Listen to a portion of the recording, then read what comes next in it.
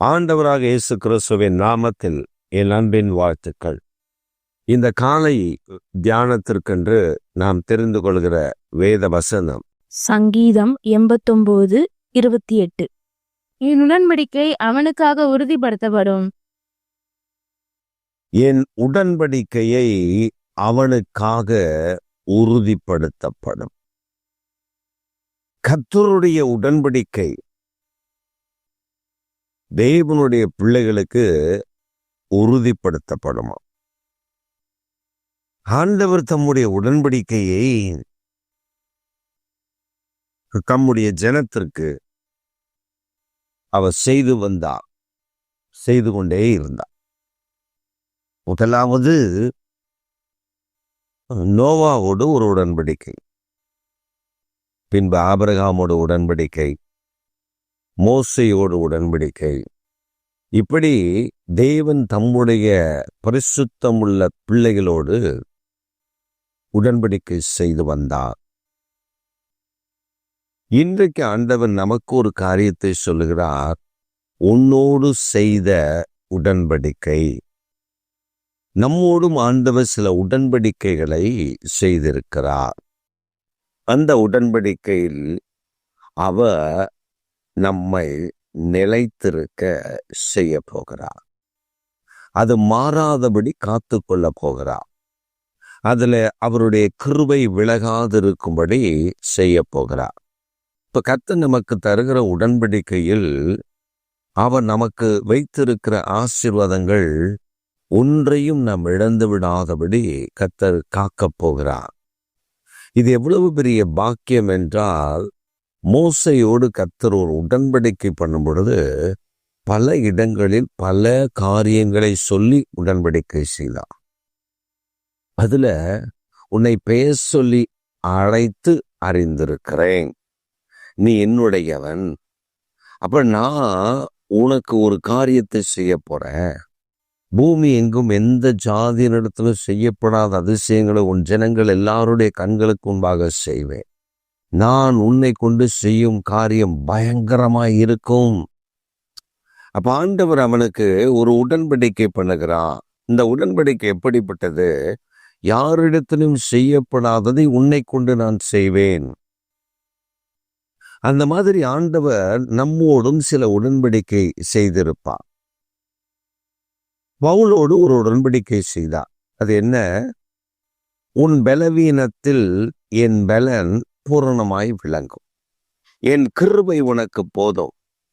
உன் பலவீனத்தில் என் பலன் பூரணமாய் விளங்கும் என்கிற ஒரு உடன்படிக்கை.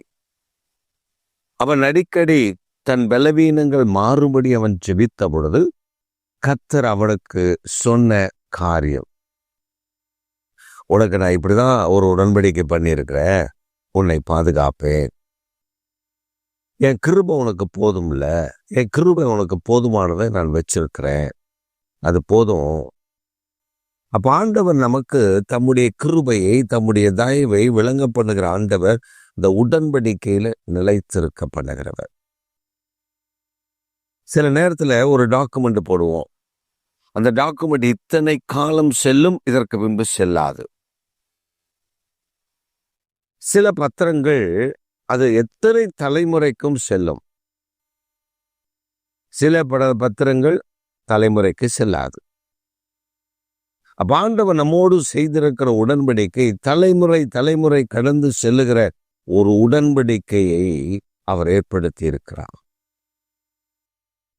கர்த்தர் தம்முடைய ஜனத்திற்கு வைத்திருக்கிற உடன்படிக்கை அது எவ்வளவு பெரியது என்று பாருங்க. உங்களோடு கர்த்தர் செய்திருக்கிற வாக்குத்தத்தங்கள், உடன்படிக்கைகள் மாறாது என்று சொல்லுகிறார். அது விலகாதபடி அதில் நிலைத்திருக்க பண்ணுகிற தேவன், அதை காத்து கொள்ளுகிற ஆண்டவர் என்று சொல்லுகிறார். நாம விலகிடலாம், உடன்படிக்கையை விட்டு நாம விலகிடலாம். ஒரு சமயம் ஒரு இங்கிலாந்து தேசத்துல தன் புருஷன் வியாதிப்பட்டு இருக்கிறார். இந்த வியாதிப்பட்ட புருஷன் தன் மனைவியை கையை பிடித்து அவர் சொன்னார், நான் இறந்த பின்பு நீ நிச்சயம் ஒரு திருமணம் செய்து கொள்ளுவாய். இந்த அம்மா சொல்லிச்சு, அப்படியெல்லாம் இல்லைங்க, நீங்க இறந்ததுக்கு அப்புறம் நான் இப்படியே தான் இருப்பேன் அப்படின்னு சொல்லிச்சு. அப்புறம் அவர் ஒரு சத்திய வாக்கு வாங்கிட்டு அவரு இறந்து போயிட்டார். அப்ப அந்த இறந்து போனதுக்கு அப்புறம் அடக்காரதெல்லாம் முடிஞ்சிடுச்சு. அந்த அம்மா வீட்டுக்கு வரும், மறுபடியும் கல்லறை தொடுத்துக்கு ஓடிடும். அப்படியே உட்கார்ந்துருக்கும்.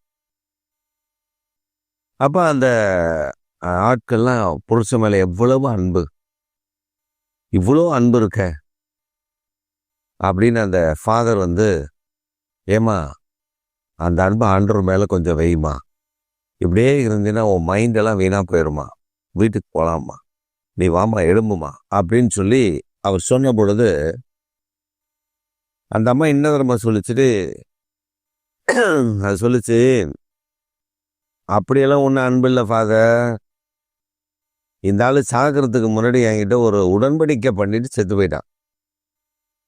என்ன உடன்படிக்கை? சத்திய வாக்கு வாங்கிட்டான் அப்படின்னா, நான் செத்ததுக்கு அப்புறம் நீ கல்யாணம் பண்ணிக்கோ, என் கல்லறை காயிற வரல வெயிட் பண்ணுன்னா. அதனால தான் நான் டெய்லி வந்து பார்க்குற காஞ்சிச்சான்னு. காஞ்சதுன்னா அடுத்த மேரேஜ் பண்ணிடுவேன், அதுக்காக தான் வெயிட்டிங் அப்படின்னு அந்த அம்மா அந்த கல்லறையை விசிறிட்டே வந்துருந்துட்டு எப்போ காயும் பார்த்துருக்கு.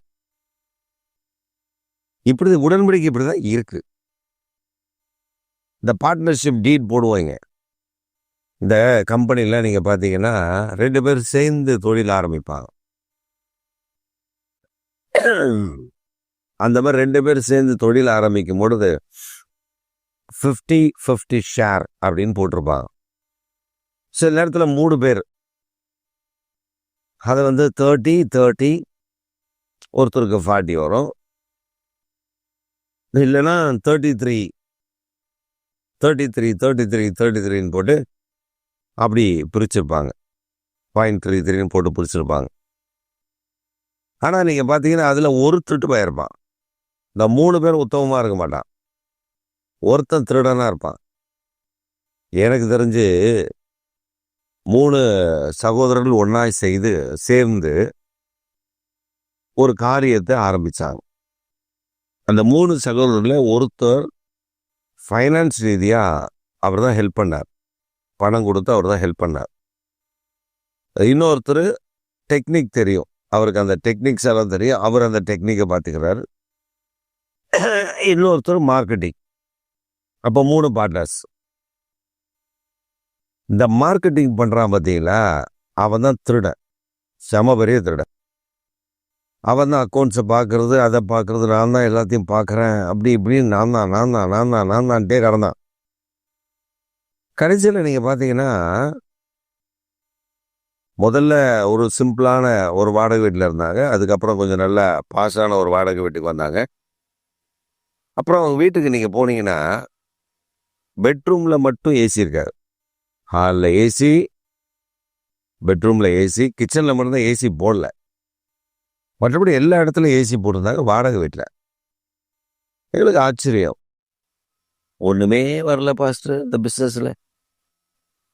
அப்புறம் திடீர்னு பார்த்தா அந்த ஃபைனான்ஸ் கொடுத்து ஹெல்ப் பண்ணார் பாருங்க, அவரை கட்டி விட்டான். அப்புறம் இன்னொரு ஆள் டெக்னாலஜியாக ஒரு ஆள் யூஸ் பண்ணார் பாருங்க, அவர்கிட்ட இவன் கொஞ்சம் கற்றுக்கிட்டு அவரையும் கட்டி விட்டான். அதுக்கப்புறம் பார்த்தீங்கன்னா பொருட்கள், பல லட்சங்களுக்கு பொருட்கள் வாங்கினான். கேட்டால் நான் சம்பாரிச்சது. அவங்களுக்கெல்லாம் ஒன்றுமே தரல, காம்பன்சேஷனே கிடையாது. நீங்கள் போடுறதால நஷ்டமாயிடுச்சு, நீ இவ்வளோ போட்டீங்க, எனக்கு நஷ்டமாயிடுச்சு. நஷ்ட கணக்கே காமிச்சிட்டு அவங்களெல்லாம் வெறும் கையை அனுப்பிட்டு பொண்டாட்டி கழுத்தில் 200 பவுனுக்கு மேலே நகை, அப்படி ஜொலிக்குது நகை. அவன் நினைச்சிட்டான் பிசினஸ்ல நம்ம சாதிச்சிட்டோம், நம்ம உயர்ந்துட்டோம். இவன் உடன்படிக்கையை கெடுத்தான், கர்த்தரவனை கெடுத்து போட்டான். கர்த்தரவனை கெடுத்தார். அவன் அப்புறம் போட்ட பிளான் எல்லாம் மண்ணா போச்சு. அவன் இவனுங்கெல்லாம் கைட்டி விட்டு அவர் தனியா ஒரு பெரிய ஆர்ஃபனேஜ் அதுக்குதுன்னு அவருடைய பிளான் போட்டாரு. மண்ணா போச்செல்லாம். ஒன்று சொல்லுகிறேன், கர்த்தர் மனிதன் அல்ல, அவர் நம்மோடு உடன்படிக்கை செய்தால் அதை காத்துக்கொள்ளுவான். அதை காத்துக்கொள்ள அவர் போதுமானவர். மனிதர்கள் மாறிடுவாங்க. மனுஷன் பணத்தை பார்த்தானா, பதவியை பார்த்தானா, பொருளை பார்த்தானா மாறிடுவான். ஆனா கர்த்தர் அப்படி இல்லை.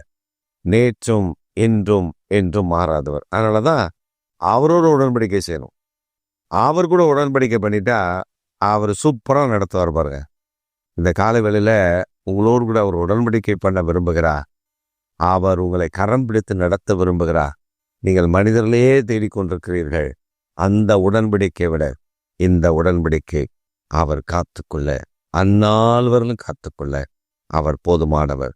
இந்த காலை வேளையில அவர் உங்களோடு கூட செய்திருக்கிற உடன்படிக்கையை விட்டு அவர் மாறமாட்டேன் என்று வாக்கு பண்ணியிருக்கிறார். அந்த வாக்கு தத்துவத்தை பிடித்துக் கொள்ளுங்கள். எனக்கு சொன்னதை அவர் செய்து முடிப்பார் என்ற விசுவாசத்தோடு இந்த நாளை துவங்குங்கள். அது ஆசீர்வாதமாய் மாறும். ஆமென்.